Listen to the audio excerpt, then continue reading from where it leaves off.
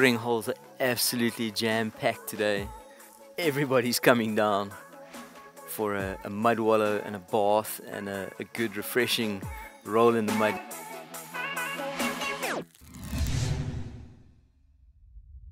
Good morning everyone.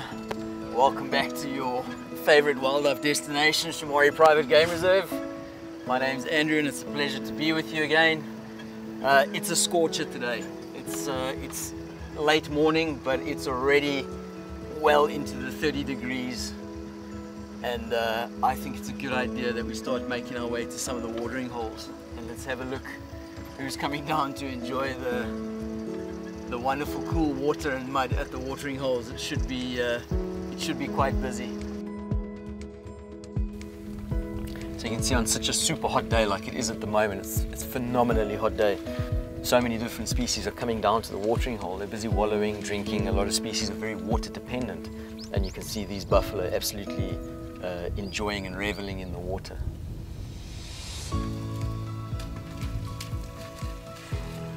So if you zoom in on the back of that buffalo lying there in the water, he was getting quite annoyed. There's just an absolute mass of flying, biting insects around these buffalo. And it just shows you how important mud wallowing is, and mud bathing, and rolling over and coating themselves in mud. You can see a couple of them are very well coated in mud, and that mud will just help seal up any open wounds or anything like that, and try and help get rid of a lot of the buzzing, biting insects. And then when they go and rub and scratch, that mud will come off and pull a lot of the ticks and parasites off as well. And obviously that with the oxpeckers is so important in keeping these animals healthy and clean. So even the one standing over there, you can see the flies on his back, and as soon as he moves you'll see them fly off. You know, as these buffalo move, this is that sort of microclimate of life that moves with them. And you get the insects moving in front of them as they're busy jumping, and there you'll get the cattle egrets and the fork-tailed drongos, and then on the buffalo themselves you'll have the red-billed oxpeckers, and then around them you have the pearl-breasted swallows, for example, flying through and getting all the airborne insects that are busy flying. And you know, as these animals are moving, they're just moving with this microclimate of just life around them.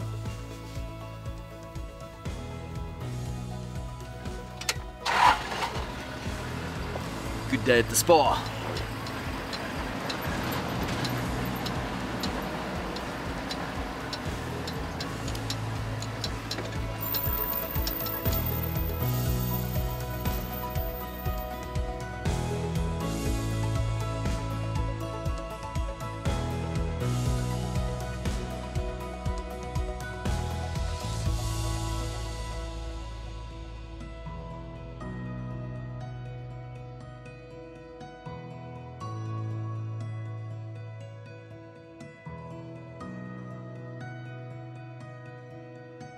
The watering holes are absolutely jam-packed today.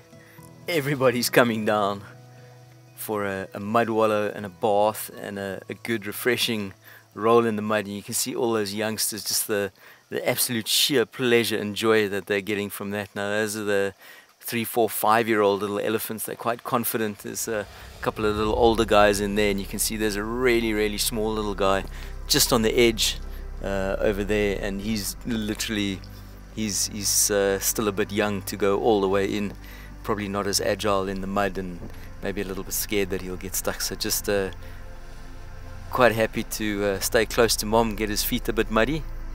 And you can see there's even 1 or 2 other females coming in with youngsters that haven't joined up at the watering hole yet, and so they'll join in the processions of mud bathing and greeting one another and just the playing around. You can see how tactile those youngsters are, just always touching one another and rolling onto one another. Really, it's like, you know, kids roughhousing around the swimming pool.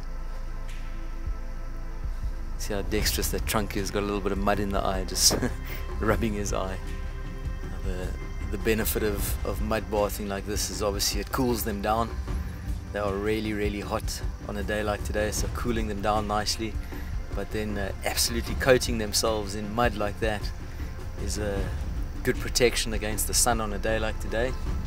and then obviously all the ectoparasites that they'll then go rub off and scratch off, and as the mud dries and cakes off, it'll pull off, so it helps with all of that. So if you see the amount of mud that these elephants are displacing, as well as all of these animals when they walk out, they've got so much mud on them, stuck on their tusks. You can see that one over there, that's probably 1 kilogram or 2 of mud that's stuck on tusks.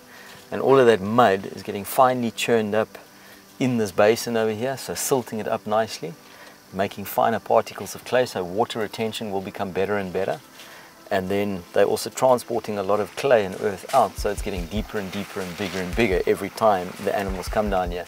And like we saw in one of those earlier episodes, how an elephant footprint can turn into a watering hole, this is point in case. This is exactly what happens.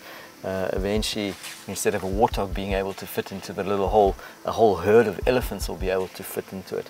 And over time, it just gets bigger and bigger. Some excited elephants up ahead over there. Yeah, and over time it'll get bigger and deeper and eventually hold water permanently.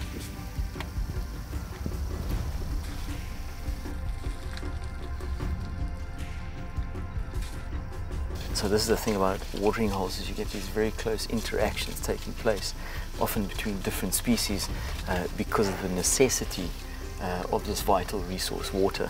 And like here now, you have these rhino coming in with the elephants over here, and a lot of the time there's a lot of mutual respect for one another. In other words, you need the resource, I need the resource, let's keep our distance, but we'll both be there. The other day I sat with a black rhino, a huge herd of elephants and hippo, all in a little watering hole, and I'm just busy listening. I can just hear animals moving all around me. So you do need to keep your wits about you as well, that you don't get completely surrounded here. And these rhino are completely rolling around. That guy's about to go in, take the plunge.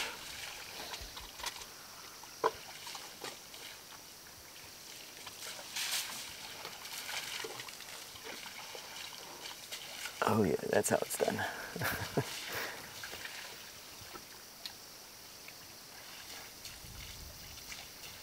I'm sure you would have picked up that low rumbling sound there. And there was a rumbling sound, and then just like that, the breeding herds have now moved on. A couple of bulls still left behind, and that's typical. The young bulls and some of the older bulls staying behind, and that's where some of the roughhousing will take place. So there's 3 little piglets and the mom on the way down to the watering hole. And these are some of the first little piglets that I've seen coming out of burrows. So this might, you can still see how nervous they are.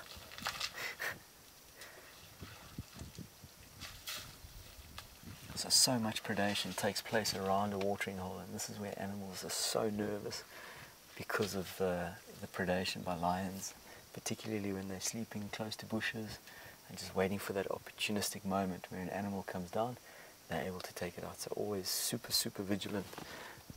This big bull here in front of us, all the other bulls have been completely submissive to him.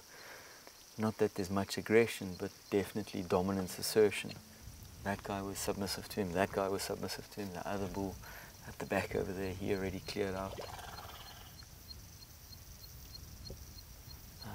And this guy might be coming just into must, which obviously then he takes dominance then over all other bulls that aren't in must.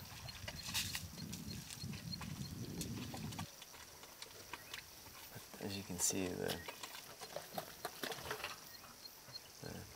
normal saying is elephant bulls in must are so aggressive, and as long as you treat nature with respect and look at body language and what animals are saying, you can very comfortably be in the presence without having to worry about being scared.